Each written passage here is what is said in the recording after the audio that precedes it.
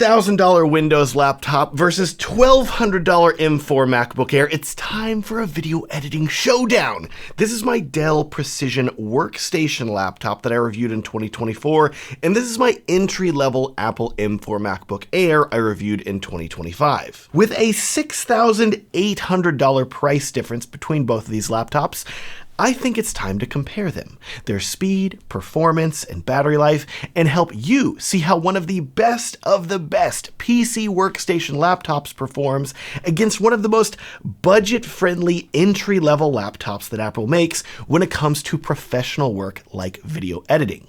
Also, I'll link down in the video description to my Edit Videos Like a Pro guide. It's free to download, and I think you're going to find the tips inside it extremely helpful if you edit videos. Let's start with the price of these computers, because I'm sure you may be wondering, Matt, how the heck does a Dell laptop cost $8,000?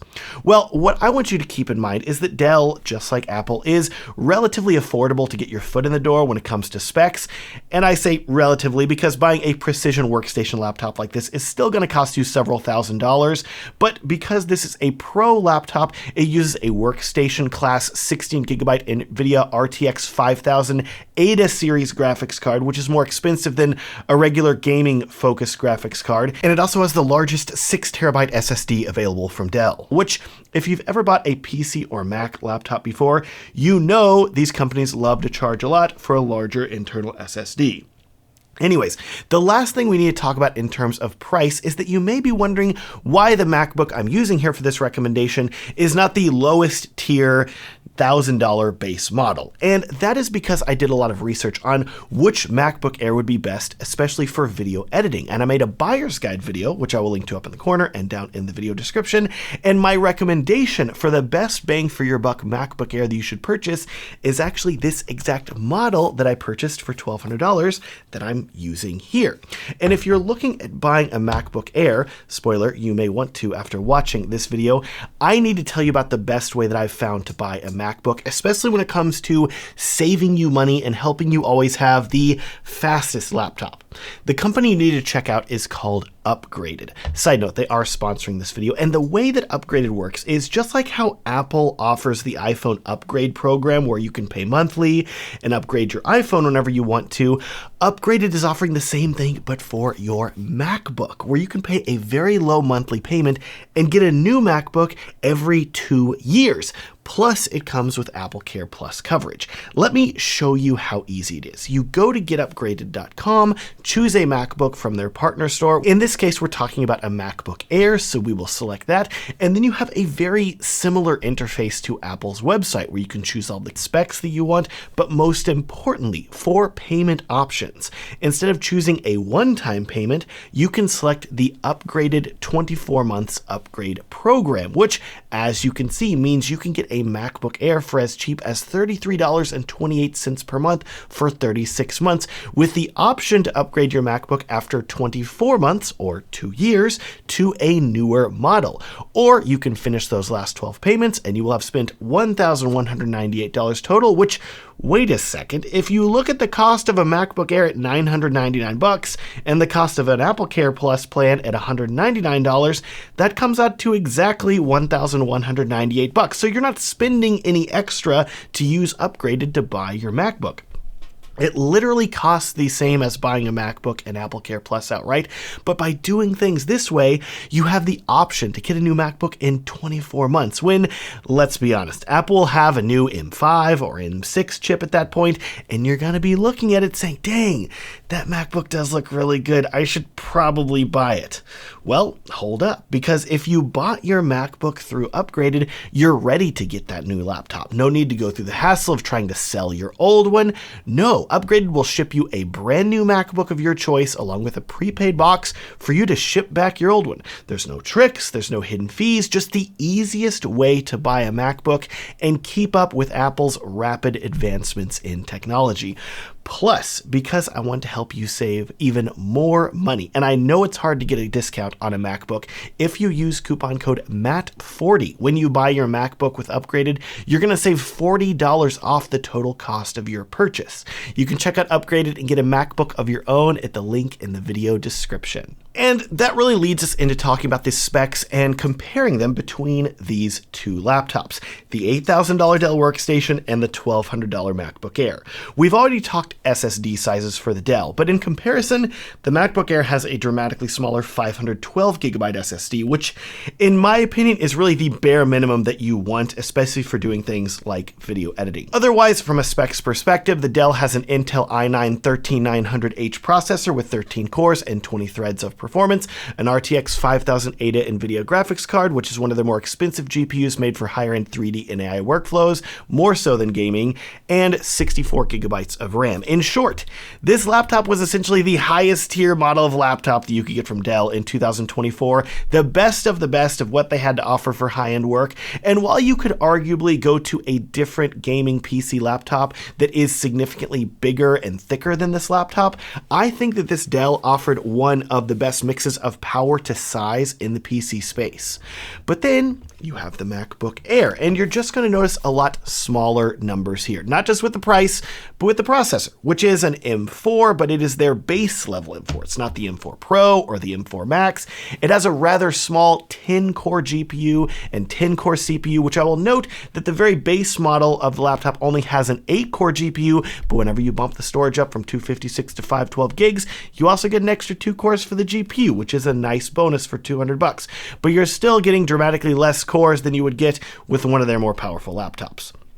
Then you get to the RAM, which we have the 64 gigabyte Dell versus the bare minimum 16 gigabytes on the MacBook Air, which, to be clear, that is better than the previous generation of this laptop, which only had a minimum of 8 gigs, which is definitely too little in my opinion, and I think that most people would agree with me. So as you can see from these specs on paper, this feels very much like a David versus Goliath scenario, with this big, thick PC workstation with every single feature included, and this significantly smaller and thinner. Look how tiny and thin it is, especially in comparison to this thing. Look at the size in comparison. And this little MacBook doesn't even have a fan, which we're going to talk about in a little while. It's just crazy, isn't it? Feels like a weird comparison to make, especially if we were still talking about Intel MacBooks. It would be a crazy comparison, but it gets crazier now that we have the new M series of chips. So let's get into the comparison, because here's where your opinion of this Goliath versus David argument may start to shift from this one being the best laptop. First, there's one important ground rule that we need to talk about first, though, and that is that Windows laptops, even now in this day and age, have a significant issue whenever it comes to running at full performance on battery power. With Apple laptops, you don't have to worry. If you unplug it, try to do some heavy video editing work or export a video, and the MacBook is going to work at its maximum speed, the same way it would if it was plugged in. But with Windows, on the other hand, any laptop that you use is going to run noticeably slower on battery power than it will when it's plugged in. Even if you go into the battery settings in Windows and turn all the performance settings to high, it does not matter. You are still looking at a significant drop in speed on a PC laptop, which is still frankly shocking for me to see even now in this day and age. But here we are.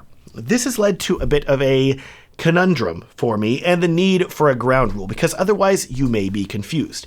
In short, for the comparisons that I'm going to be showing you in this video, at least for the PC, I had to run all of them twice. So for the MacBook Air, anything that we talk about, you can always assume that it is on battery power. Any of the footage that you see, you're not going to see a power cord for this thing because there's nothing plugged in. But for the PC, you are going to see two results that we're going to talk about. One of which is for it plugged in, and the other is for battery power, which is annoying and more work for me, but it's also fair, and I want you to have a full idea of how these two laptops compare, so that's how it has to be. Anyways, let's talk about comparison one, and that is startup speed. Shutting both of these laptops down and starting them from a cold boot, the MacBook took 12.9 seconds to show the login screen, while the Dell took 20.6 seconds when plugged into power and 20.9 seconds on battery. Remember, the Mac will always be on battery for this test, and I'm surprised to see that the PC, while slower, had basically identical speeds when plugged in and on battery. And there's a little foreshadowing for you preview on how the rest of these tests are going to go. Overall, from a cold boot, the PC is not much slower, but it's definitely a noticeable difference between these two computers. Moving on now, let's get into some actual work. And one of the best ways that you can measure how well a computer is going to handle work, especially for me as someone who uses video editing software all the time as my full-time job, is by testing the SSD speed. I'm always transferring or opening massive video files, so this test is really important. For this test, I'm using the Blackmagic Design Disk Speed Test, which measures the read and write speed of an SSD, and this is an area where you're going to first start to see Windows' limitation on battery power. When plugged in, the PC has significantly faster read and write speeds than the MacBook Air, pushing about 5,400 megabytes per second read and write, while the MacBook is limited to right around 3,000 read and 3,400 write, giving the PC a pretty significant edge. But once you unplug the PC and it switches to battery power, it drops from 5,400 megabytes read and write down to 4,300 read and 4,700 write. About a 15 to 20% drop in performance on battery, which is really a bummer. So I think if you're transferring very large files from the internal PC laptop SSD to another SSD, especially plugged in, you will notice the speed difference between these two computers. But if you're on battery power on the PC, they start to get closer together.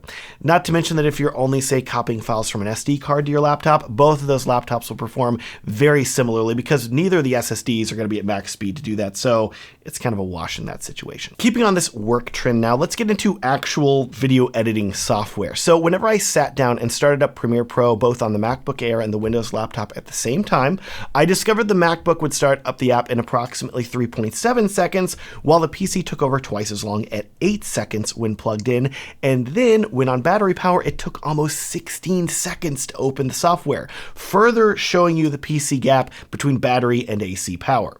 Then, when it came to actual timeline performance that you really should care about, clicking and dragging around, making cuts and editing video, here's an area where the Mac really shines, because this Mac has a dedicated hardware encoder and decoder on its chip, and these work to enable the computer to play back footage incredibly smoothly and quickly. I was editing a mixture of 4K at 60 frames per second footage and 6K at 60 FPS footage to really push these computers, and with this base level, cheapest MacBook, it scrubbed through all the footage like it was nothing. Super fast, easily making cuts and playing without issue, letting me scrub through the footage as quickly as I wanted to with basically no lag, and keep in mind, I was on battery power. Compare that to the PC laptop on the other hand, which, to be clear, does have hardware acceleration thanks to the graphics card inside it, but this is where things got interesting. Plugged in, it is very close to the MacBook Air in terms of performance. It edits smoothly and scrubs through clips without issue, even if they're 6K at 60 frames per second. It doesn't struggle. This resolution and frame rate of footage is easily within its wheelhouse to edit.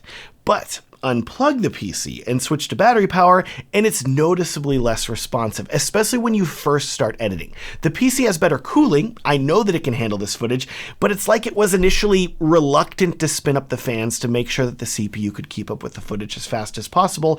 And know that I have this computer set up in the high performance mode where it can ramp up the fans as much as it needs to, as quickly as it needs to. I think that it's just tuned to try to save battery. All that said though, once you start editing for a bit and the fans start spinning up, it can still cut through the footage quickly. It's just noticeably slower than when the PC is plugged in, but it's also noticeably below the MacBook performance when it comes to editing speed on battery power too. Let's move on to export speed now, because this is an area where Windows pulls ahead. And I have to say, this wasn't surprising initially, but then it got very surprising. See, the issue for the Mac is that the MacBook Air does not have a fan, meaning that whenever you try to do something that's very taxing on the computer with it, like exporting a very high resolution video, it's inevitably going to generate a lot of heat, and the lack of fans means that the CPU is going to have to throttle itself and slow down to prevent the computer from melting and catching fire. So I set up the PC and Mac with the exact same 10-minute long project and footage in DaVinci Resolve, set it to export at the exact same bitrate and resolution, with both of them using their hardware encoding, and with its far superior cooling, the PC rendered this video in 3 minutes and 40 seconds, while the MacBook took 29 seconds longer to render it at 4 minutes and 9 seconds. So yes, the PC did win, But considering how much more the PC costs, I would really hope it would. Is 29 seconds saved worth the cost though? And hold up, because like I said, this test got really surprising because remember, this first test was with the PC plugged in. Once I unplugged it with all the exact same project setup on both computers with the exact same settings, the same video took a much longer 5 minutes and 48 seconds to export on the PC, while the Mac hit the exact same export time of 4 minutes and 9 seconds thanks to its encoders. This test really shows you beyond a doubt the performance gulf on a PC whenever it's plugged into power versus on battery. It is quite a drop. And I have said this before in previous reviews of PC laptops. If you're someone who finds yourself mostly editing with your computer plugged in, I think you're going to have a fantastic experience. But if you have to unplug it and use it on battery power alone, it will be noticeably slower, and that's something that you have to be prepared for. Export speed test out of the way. We do need to talk about something tangentially related to exporting a video with both these laptops, and that is fan noise. I feel like with this Dell workstation, if you want to do anything with it, the fan is going to start spinning. Opening Chrome to browse the internet, the fan's gonna spin. Opening video editing software to start to edit, the fan spins faster. Render out a video, the laptop sounds like it's gonna take off, and you can hear it quite loudly across the room. To be clear, this is not even the loudest PC laptop I've owned. I had a super beefy Asus gaming laptop in the mid-2000s that was like almost 3 inches thick, and it sounded like it was gonna literally start levitating whenever it rendered a video, it would get so loud. But I have to say, whenever you compare the fan noises between these two computers, it is unsurprisingly gigantic. It really may be infinite. An infinite gap? Well, whenever you consider that the PC fans are spinning almost constantly and the MacBook Air does not have a fan to spin, so whenever you're doing something incredibly taxing like rendering a video, it's still completely silent, it's quite a dramatic difference. That fan, though, is the biggest reason that the MacBook falls behind in the export speed test, at least whenever the PC is plugged in, as well, because it does not have a fan to keep itself from overheating. Instead, it needs to depend on passive cooling. Side note, by the way, I am planning on modifying my MacBook Air and adding more passive cooling to it, so please subscribe if you want to see that video. It should be pretty fun, and I'm excited to see how the export test, once I've modified, compared to these tests that we've just done. Last but not least, let's talk battery life. I've never been in love with the battery life I've gotten from any PC laptop that I've used, especially because I'm a video editor, so I always have avoided ultra efficient PC laptops that are really only good for web browsing because I needed a more powerful laptop capable of editing 4K and 6K video, etc. But this has always led to a big compromise in battery life.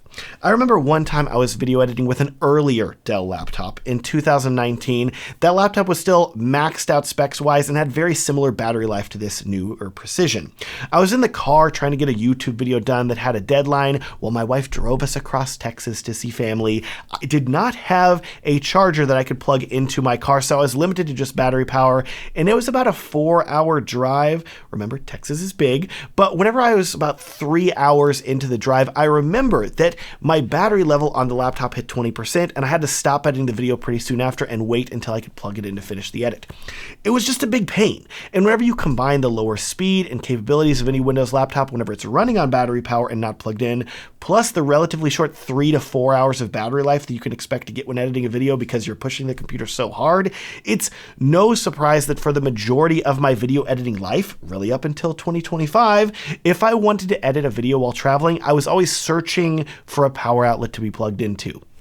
It's just annoying, and I know that PC manufacturers are aware of this Windows limitation. I've complained directly to these companies about this limitation of less performance when on battery power, but I think these companies are either unwilling because it will result in even worse battery life for their computers, or they're somehow incapable because this is just a way that Windows is built and it cannot be changed. Regardless, using this MacBook Air, on the other hand, which is the, remember, cheapest model that Apple offers, this was like editing video for the first time all over again. Not in the sense of me not knowing what the heck I was doing, but in the sense of me discovering what a computer was capable of and how it unlocked extra productivity and creativity for me, where I was able to edit videos more often and in more places because I was not limited by the battery life or performance of the MacBook when it was on battery power. power. I've told this other story in my MacBook Air review, which I'll link to up in the corner and down in the video description. I was flying on a plane back from Europe to the US, and I was editing 4K video on battery power on the MacBook Air for hours, getting a ton done, making a ton of progress on the edit, and whenever I checked the battery life, it had barely dropped. It was like 12% drop. That's it. Compare this story to that car ride that I took years ago with my old Dell laptop that completely died in less than 4 hours and was using 12% every 20 minutes or so, it seemed, and such a shocking difference between these two computers. So I hope that I've been able to show you in this comparison of this $8,000 maxed out workstation PC laptop versus a $1,200 entry-level MacBook Pro. The performance that you're seeing from Apple cannot be understated, and it's incredibly impressive.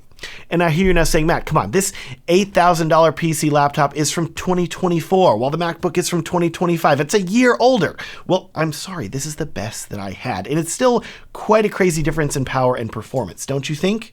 I'm still interested in PC laptops too, to be clear. I love how a lot of them can still be taken apart, and you can tinker with them and add more RAM and a new SSD, and I still plan on making videos about and reviewing PC laptops in the future, because who knows, maybe they'll get better. But when it comes time for me to travel, and I'm looking at which laptop I want to bring, I'm going to grab the dramatically cheaper MacBook Air every time. Thanks so much for watching. As always, remember, you can download my edit videos like a pro guide at the link in the video description completely for free. And I've also linked to Upgraded, the MacBook Upgrade program, in the video description as well. So if you're thinking about buying a MacBook, I would heavily consider using them. They're offering a great and needed service in the world of laptops, in my opinion, especially if you like to upgrade often. Please like this video and subscribe if you want to see more videos about video editing, filmmaking, etc. And have a great day.